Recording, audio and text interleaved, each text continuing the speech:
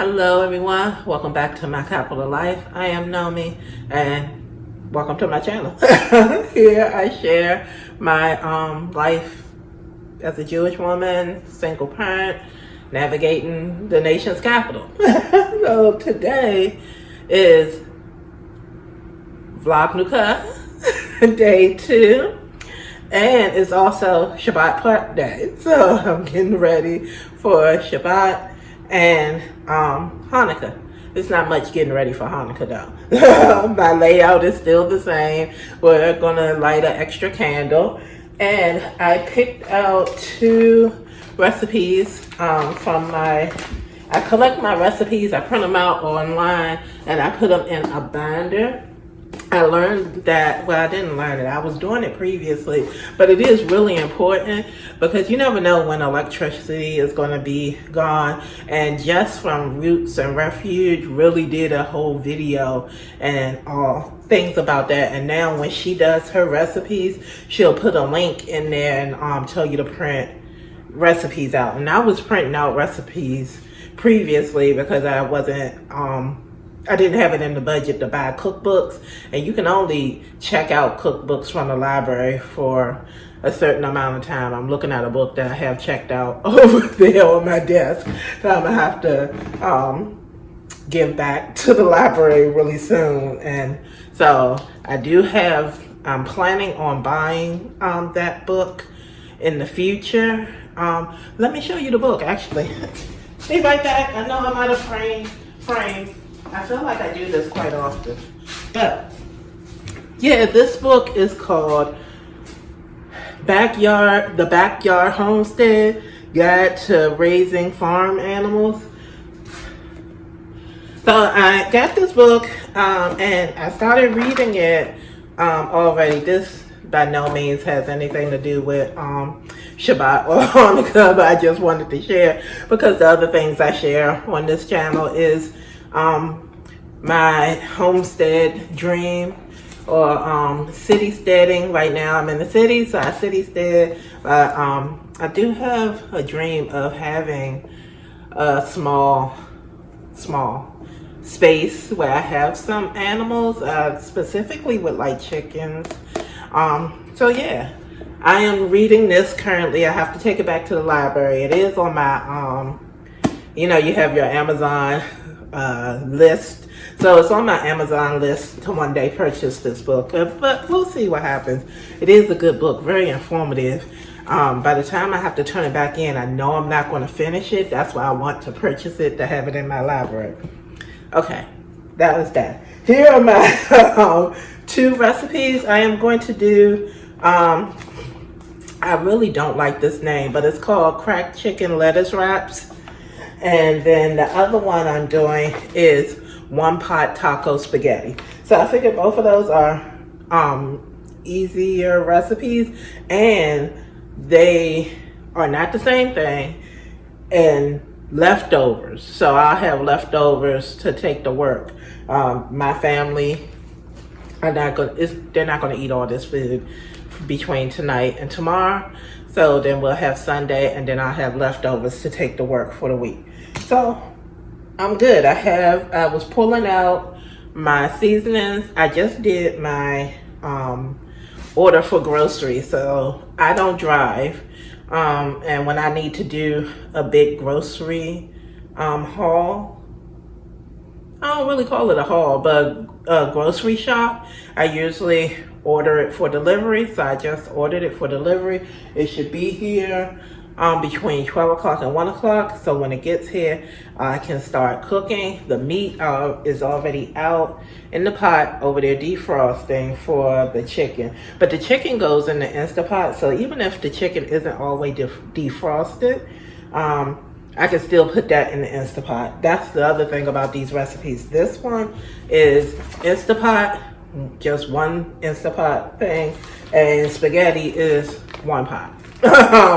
Really, it's just like, other than grounding the meat, and technically I could use my canned ground beef because I have canned ground beef up there, but I'm not going to use those because I'm waiting until my January. I'm doing a I'm doing the challenge from I can't remember her name, but I'm gonna do the no grocery shop type of challenge in January. So those I'm saving for January.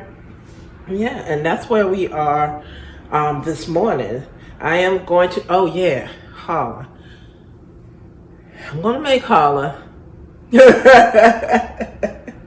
And I'm going to also make donuts. So my goal is to make a small challah. So it might be 2 small challahs.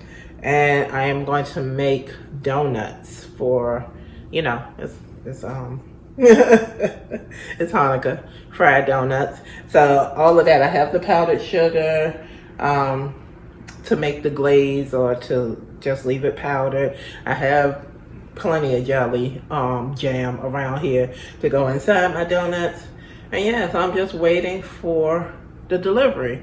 And we'll get started. Well, not for the challah. I am probably going to get started on the challah right now. And I just have to pull out my stuff and get started. Okay, I have my groceries and I have a little bit of an extra thing going on. You can hear the noise in the background. I forgot in my crock pot I was making chicken broth. So I filled my jars up and they're in my canner right now. So that's the noise in the background. The next thing, I was looking up different recipes because I have not been happy with my challah so far. And so I found this recipe that I'm going to give a try. And I found several of them, like people doing them. It is challah in a bag. So I have my bag here. And we're going to give this a shot and see how it turns out. And it should be less messy and I won't have to touch it as much. I'm still gonna have to touch it, but just not as much, and it'll be less messy. So we're gonna see how this goes. It'll be interesting. I will let you watch me, so I won't be in the frame. It'll be down on the counter with me trying to get all the ingredients in the bag. So yeah. I have my bag. And I'm starting out with the yeast. Now the recipe said I needed a tablespoon of yeast. And for whatever reason, I didn't know that 1 packet of the yeast is a tablespoon. So I opened it up and I poured 2 packets in that cup. And I really didn't need to. I guess I should have read the packet because the recipe said tablespoon instead of packet. So I'm following the recipe and I'm listening to the video. I am a visual auditory person. So to listen to the video as I was doing it really helped me. I had the recipe written down right beside me, but the video was very, very helpful. Here I'm just adding the 4 tablespoons of sugar into the bag. Also, the recipe, there's a couple of different recipes. One recipe called for 4 tablespoons. The other one called for 3 tablespoons. We prefer our challah to be a little sweeter. So I did the 4. And here's me mixing and mixing. And it's interesting because you can see me mix and do it as she is doing it in the video. So you'll see me pause when she says, oh, this and this and that and that. So I have, that is my kosher salt. I keep it in a mason jar because I had it in a box. And I believe the box had gotten wet. So I had put it in a mason jar to keep it fresh and keep it sealed. So that was the salt that I needed to add. And we're adding an egg to it. And then the oil. Now for the recipe called for canola oil. I don't use canola oil. So I substituted and this time I used olive oil, not extra virgin olive oil, because that has a strong taste to it. This is just regular olive oil. The avocado oil, I didn't have any more avocado oil. I normally use avocado oil, but I didn't have any more. So that is what I did substitute in this recipe, because I try not to use canola oil or any of those oils, because they're highly inflammatory. And I'm shaking. I thought I thought I had a hole in the bag, but it turns out I didn't have a hole. And now I'm about to add my flour. The flour is funny. My son was the last one to use the flour, and I guess he put a hole in it by accident, so he wrapped it up in like Reynolds wrap, and he wrapped it up in the plastic wrap, and then he wrapped that up again in aluminum foil, just so it wouldn't make a mess when we were moving it. So I appreciated that, but taking it apart was really interesting. So I wanted to make sure in the video, she was like, make sure you level off so it's exactly 3 cups of flour when you're measuring. So that's what I'm doing here, leveling it off to make sure that it is exactly 3 cups. And I did find doing it this way in the bag was so much less messy than doing it in the mixer. You can see my mixer is sitting right there beside me in case something went wrong. I was going to try to do it in the mixer if I had to.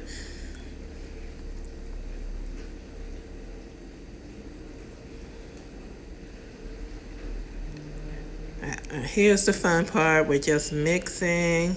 I'm letting the air out to make sure that I can mix it well, because she told us if there's any air in there, just try to get as much of the air out as possible and just mix and mix. And this is the part I really appreciated, because mixing it by hand, it would have gotten really under my nails, and that's the part that kind of bothers me a little bit when doing bread, is literally the touching the dough, and I'm never sure. It's like, oh, it's sticking to my hands, I don't think it's right. But mixing it in the bag alleviated that issue altogether. I really appreciated that. We finished this part. I was really impressed. I was kind of nervous. I didn't know if it was going to work or not, but I followed the directions. As you can see, I'm working the same way as she's working in the video. It was really relaxing also. Okay, I am supposed to let it sit for an hour to rise, and then come back and form the challah. So that was interesting. It was a little less messy. Yeah, it would go a lot smoother if I always had everything like here in front of me, but sometimes I just forget and I turn around and grab stuff. But yeah, that was relatively easy. We'll wait for an hour, let it sit, and see what happens. I am going to cover it up. Well, I don't know if I actually need to, but it's not really warm, and it's not really that warm in my kitchen yet. So I will let that sit for the hour, and I'll bring you back, see what happens. It has been 1 hour. What I'm doing is adding a little bit of flour to the bag again, and just mixing it to make sure that it will come out of the bag smoothly. And I am going to, you'll see it fall, the flour and the dough all fell out the bag at the same time. So it definitely came out the bag very smoothly. And now I am supposed to knead it a little bit. So for this recipe, I still do have to touch the dough. I'm kneading it just to make sure it's all incorporated whatever that needs to happen. And we making sure we have enough flour there. And here I am separating it. And as you can see, I am not great at separating the challah. I do also pull a portion off that I set aside. We set aside a portion, bless it, and that will go in the freezer until I have enough to burn. So yeah. Oh yeah, save the blessing and being very intentional about this this challah and how I would love for it to turn out for my loved ones, and thinking about Hanukkah and where we are and what I'm doing.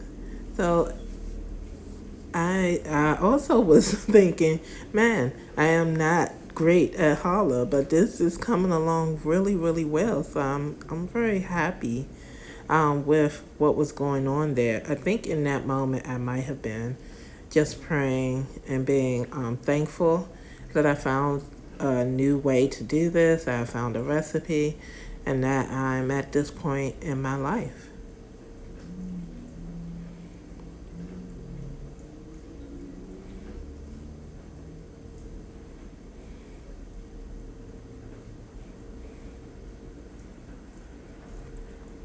Yeah. As you can see, I was struggling with that last one. It wasn't greatly working out for me on that last one. In a moment, you'll see me put it all together and be able to braid it. And it did end up coming out. I was able to braid it, and they came together. It came together. That's what I'll say. I'm grateful for how it came together, and I was able to do it. I don't make challah that often, so when I do it and it comes together, I am so happy and thankful, and it is a pleasure to see it come together and have it done.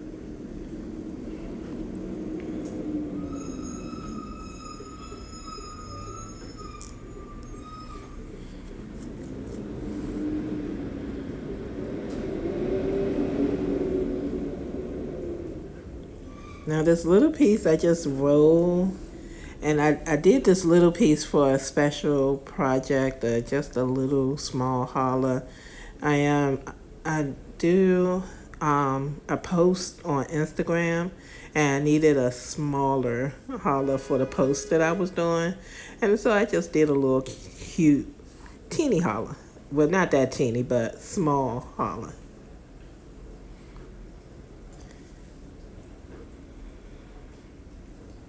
Yeah, I had to wash the flour and the dough off my hands.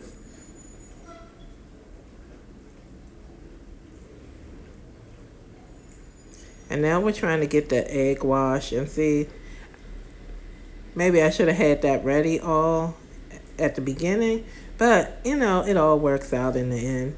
So I'm just doing egg and a little bit of water, and then we're going to put an egg wash on the challah before we put it in the oven. And that's me reading the directions. So we're going to put this in the oven at 350 and let it bake for, I believe we let it bake for 35. We ended up letting it bake for 35 minutes. So this is just me putting the egg wash on. Okay, that wasn't too bad. Doing it in the bag, it actually did rise, and everything. And as you can see, I'm not very exact with my splitting the three, but it braided nicely. And I did a little small one for a photo that I want to do. But yeah, okay, it's in the oven now. It's gonna bake. I have the directions.